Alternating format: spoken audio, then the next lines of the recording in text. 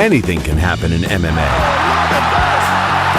There are countless ways a fight can go, but they can't all be exciting. Who won this fight? Oh no, not the fans. No, sorry folks. This is a list of high-profile fights that either bored fans into submission or displayed the technical proficiency of a drunken bar fight, maybe even worse. These are some of the worst fights in MMA. In a battle of two of the worst pseudo-names in MMA, Kimbo Slice took on Dada 5000 at Bellator 149. You're looking at explosivity at its finest, aggression, throwing every punch with conviction back behind blunt force trauma. Both Kimbo and Dada come from a street fighting background, so fans weren't expecting the most technical fight, but they also weren't expecting this. But those who know the game technically know that there have been a million opportunities lost in this fight. Both fighters gassed almost immediately and looked as if they were throwing punches underwater. Just flailing arm punches, nobody turning over a shot. Shockingly, and unfortunately, the fight continued for 2 more rounds. Both fighters needed to be helped off the stool to start round 3. With only a minute and a half left of the fight, Kimbo managed to make some kind of offensive contact towards Dada 5000. Dada, who almost became the first MMA fighter to die of exhaustion, collapsed to the floor in bizarre fashion. I want to say it was punches, it could have just been fatigue. Kimbo was declared the winner via TKO, and Dada 5000 was hospitalized for 2 weeks after his heart stopped. He also suffered severe dehydration and kidney failure due to cutting 40 pounds to make the 265-pound weight limit. Dada was recently released from the hospital and has no plans to fight again. You're looking at explosivity at its finest, aggression, throwing every punch with conviction back behind blunt force trauma. Aliyev Mahmoud versus Kiyoshi Tamura wasn't only one of the worst fights ever, but also one of the strangest. Mahmoud, who comes from a wrestling background, kept hopping around as if he was having some type of seizure. What's with the jumping, boss? What is he trying to accomplish there? I don't know. Mahmoud eventually propelled his own groin into his opponent's knee. Oh man, he got him right in the pills. After taking a 5-minute break, Mahmoud called off the fight, although no one seemed to notice or even care. He's gonna quit. He's gonna quit. It's over.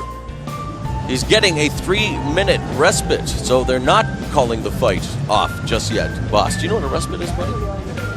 It's a 3-minute break, I guess, because you said it 2 times now. Thank you. The fight was restarted, and Mahmoud continued to launch his body around the ring and even landed a decent punch at one point. Oh, nice left hand by Mahmoud! But Mahmoud quickly gassed and waved off the fight for the second time. Once you say to the referee, he wants to tell the referee that he can't. It's over. But yet again, no one seemed to notice, and the fight continued for a short time. Interesting. Yeah. No, I don't. Yes, I won't. Until he was eventually stopped out of sheer awkwardness alone. It's keeping exposure now. It could be. I don't understand this, boss. He's talking to Well, him. why isn't his corner throwing in the towel then, if that's what he wants to do? We're halfway through round 1. Right. There, finally, the corner throws in the towel. It was Aliyev Mahmoud's one and only MMA fight. Oh man, he got him. Right in the pills. Gabby Garcia is a Brazilian Jiu-Jitsu world champion and training partner of Vanderlei Silva. She made her MMA debut at Rizin on New Year's Eve, taking on professional wrestler Lady Tapa, who was also making her MMA debut. You want to really appreciate the size of both Gabby Garcia and Lady Tapa. Look at them next to John McCarthy, who is a giant in his own right. Garcia, who was promoted as a grappling world champion and sex symbol, trained for months at the highest level with former champions, then proceeded to throw all of it out the window when the bell rang. Both women began flailing their arms wildly, with Lady Tapa landing the harder punches in the beginning. Oh, nice left hand! Rock Gabby Garcia. Garcia recovered and accidentally landed a punch of her own. Oh! Garcia proceeded to use her black belt level jiu-jitsu training to violently club Lady Tapa over the head until the referee stopped the fight. This needs to be stopped, and it is.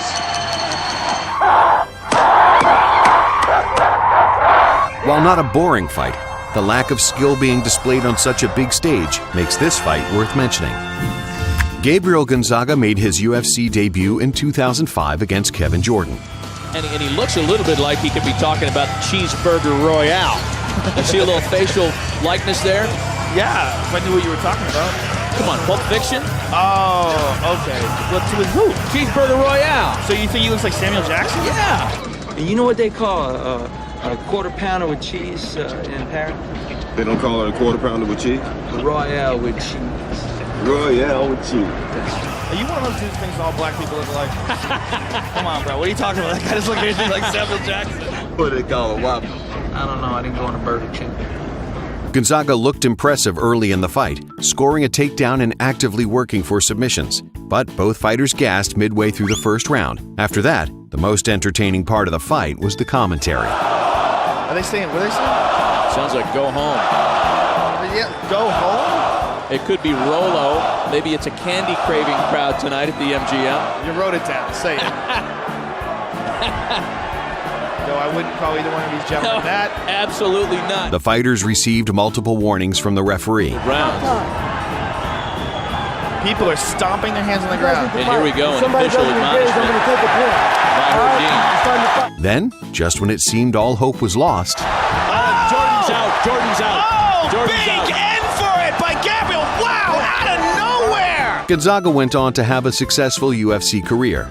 Kevin Jordan has since retired and is currently working at a car wash. I can't believe this is the same car. Well, let's not start sucking each other's dicks quite yet. And a few honorable mentions. Nate Quarry was able to complete a half marathon during his fight with Caleb Starnes. Interesting technique by Quarry. Almost every Jake Shields fight. Bellator is currently looking to sign these guys.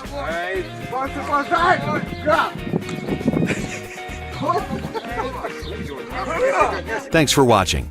Be sure to subscribe.